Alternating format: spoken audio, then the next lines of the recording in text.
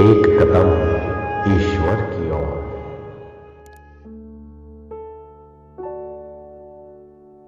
निर्वाण प्रकरण उत्तरार्ध 121वां सर्ग। मंडल मर्यादा की स्थापना कर अग्नि की शरण में गए हुए विपश्चितों का अग्नि के वरदान से दिगंतों के दर्शन का उद्योग। श्री वशिष्ठ जी ने कहा, हे रघुनायक, इसके बाद उन समुद्र तटों पर भूमि पर बैठकर चारों विपश्चितों ने पहले मंत्रियों द्वारा निवेदित मंडल मर्यादा स्थापन रूप सारा राज्य प्रबंध किया। उस समय पद के क्रम के अनुसार निवास भूमि बनाकर उन्होंने वहीं पर निवास किया और मजबूत मंडल मर्यादा की स्थापना की। इसके बाद श्रीमान सूर्यमानव उनके अर्थात विपश्चितों के प्रताप का वर्णन करने के लिए समुद्र के अंदर प्रवेश कर अन्य लोक को अर्थात ज्योतिषियों के मत से पाताल लोक को और पौराणिकों के मत से मेरु पर्वत के उत्तर भाग में स्थित दूसरे वर्ष को चला गया। मेघ पंक्ति के समान काली रात्रि विस्तार को प्राप्त हुई और वे विपश्चित सारे दैनिक कृत्य पूर्ण करके सोने के लिए शैयाओं पर आरूढ़ हुए। दूर से नदियों के प्रवाह के समान समुद्र तक पहुँचे हुए अतएव आश्चर्य में डूबे हुए उन्होंने नीचे कहीं जाने वाली बातों पर विचार किया। ओहो, हम लोग देवाधिदेव अग्नि के प्रताप से बिना किसी क्लेश आयास के बहुत दूर मार्ग में आ पहुँचे हैं। यह चारों ओर फैली हुई दृश्य शोभा कितनी विस्तृत होगी।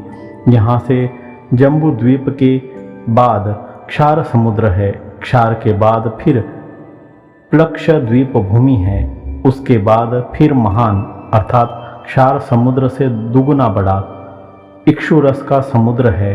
इक्षु समुद्र के बाद कुश द्वीप है, कुश द्वीप के बाद सूरा का सागर है।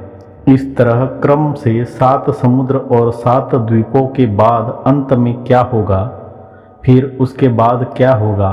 यह दृश्य रूपिणी माया कितनी बड़ी और कैसी विचित्र वस्तुओं वाली होगी।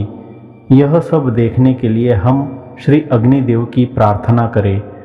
उनके वरदान से इन सब दिशाओं को बिना परिश्रम के अंत तक देखें। 4 सागरों के तटों पर बैठे हुए उन सब ने यह विचार कर एक ही साथ भगवान का आह्वान किया। इसके अनंतर भगवान अग्नि उनके सन्मुख आकार धारण कर दृश्यमान हुए और उन्होंने उनसे कहा, हे पुत्रों, वर मांगो।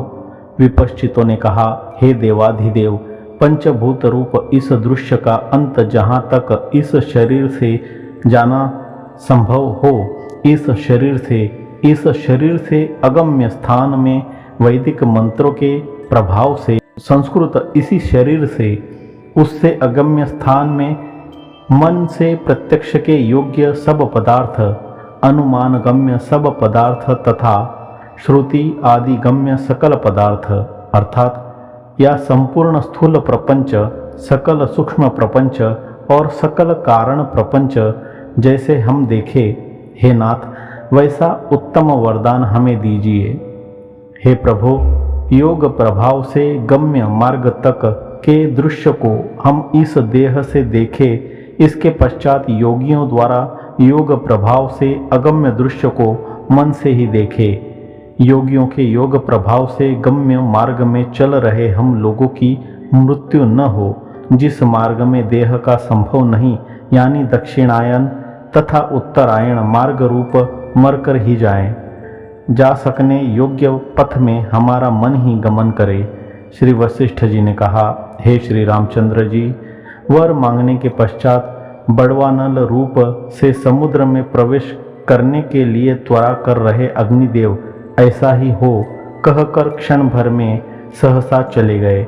इस तरह वर देकर अग्निदेव चले गए। तदनंतर रात्रि आई, वह भी कुछ देर ठहर कर चली गई। तदुपरांत सूर्य भगवान आए और उनकी विशाल सागर को लांघने की इच्छा भी आई। 121वां सर्ग समाप्त।